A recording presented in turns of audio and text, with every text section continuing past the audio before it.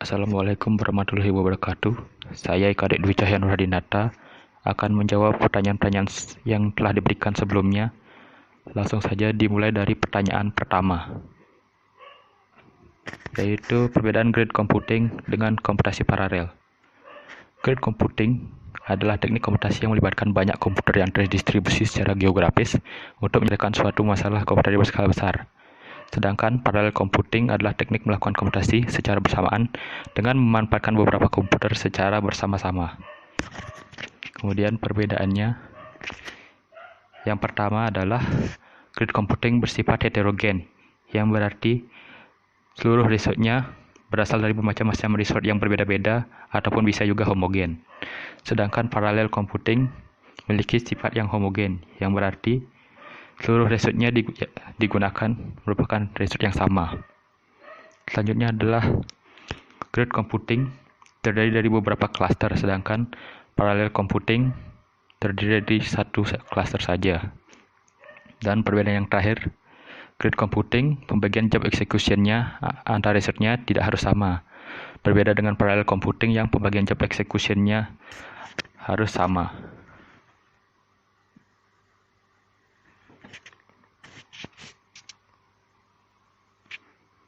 Kemudian nomor 2, sebutkan jenis-jenis shared memory. Dimulai dari pengertiannya, shared memory merupakan sebuah arsitektur memori yang memungkinkan satu memori dapat diakses oleh lebih dari satu prosesor. Tujuan dari digunakannya shared memory adalah untuk menyediakan komunikasi antar prosesor dan menghindari salinan yang berlebihan. Jenis-jenisnya ada dua, yaitu UMA dan NUMA. Dimulai dari UMA atau Uniform Memory Access. UMA sendiri merupakan jenis shared memory yang mana setiap prosesor yang terlibat memiliki hak pengaksesan yang sama atau seragam satu sama lain.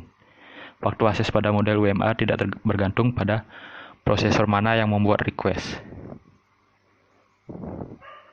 Kemudian ada NUMA atau Non-Uniform Memory Access, di mana ini kebalikan dari Uniform Memory Access. NUMA merupakan jenis shared memory yang mana hak untuk mengakses memori dari masing-masing prosesor berbeda-beda.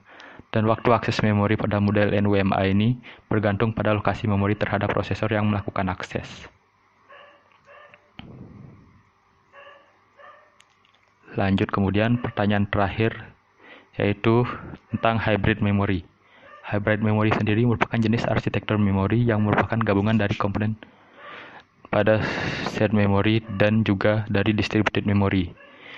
Hybrid memory dipercaya akan menjadi arsitektur memori tren di masa mendatang.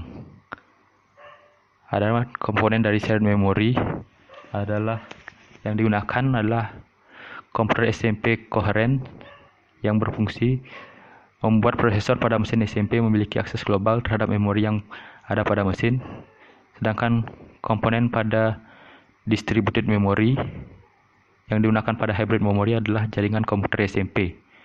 Fungsinya adalah supaya setiap komputer SMP hanya akan mengenal memori miliknya sendiri.